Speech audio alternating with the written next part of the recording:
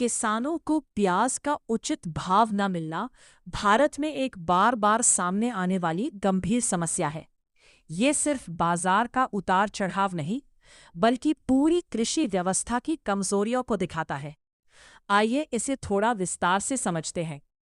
1. उत्पादन ज्यादा, मांग कम। जब किसी साल प्याज की पैदावार बहुत अधिक हो जाती है, तो बाजार में आपूर्ति सप्लाई बढ़ जाती है, लेकिन मांग डिमांड उतनी नहीं बढ़ती।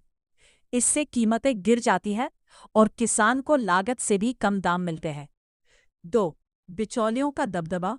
किसान सीधे उपभोक्ता तक नहीं पहुंच पाता। मंडियों में बिचौलिए मिडिलमैन कीमत तय करते हैं।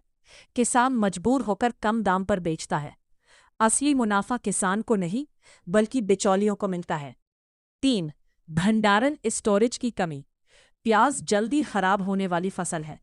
गांवों में कोल्ड स्टोरेज की सुविधा कम है। किसान लंबे समय तक प्याज रोक नहीं सकता।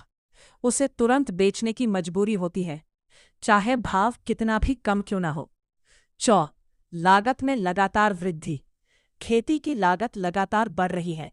बीज, खाद, कीटनाशक, मजदूरी, पानी और बिजली। लेकिन बाजार में मिलने वाला भाव इन खर्चों को कवर नहीं करता। सरकार नीतियों का असर। कभी कभी सरकार महंगाई रोकने के लिए निर्यात एक्सपोर्ट पर रोक लगाती है, स्टॉक लिमिट तय करती है। इससे कीमतें और गिर जाती हैं और किसान को नुकसान होता है। 6. न्यूनतम समर्थन मूल्य एमएसपी की कमी। प्याज जैसी फसलों पर अक्सर एमएसपी लागू नहीं होता या प्रभावी तरीके से नहीं मिलता। एक किसान पूरी तरह बाजार के भरोसे रहता है। परिणाम इम्पैक्ट।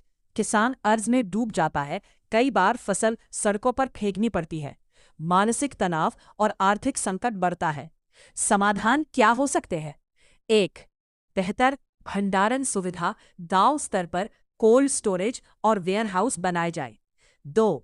किसान उपभोक्ता सीधा संपर्क। किसान बाजार, फार्मर मार्केट, ऑनलाइन प्लेटफॉर्म। 3.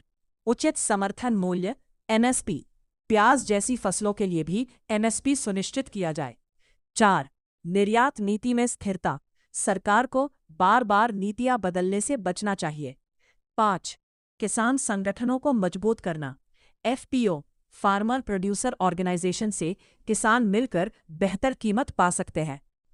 भाव नहीं मिल रहा कि नहीं है, बल्कि पूरी सप्लाई चेन और नीतिगत ढांचे की है।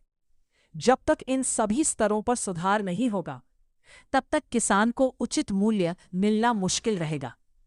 अगर चाहे तो मैं आपको यह भी बता सकता हूं कि अभी महाराष्ट्र या आपके क्षेत्र में प्याज के ताज़ा भाव क्या चल रहे हैं। इसीलिए चैनल सब्सक्राइब करें और वीडियो को शेयर और लाइक जरूर करें।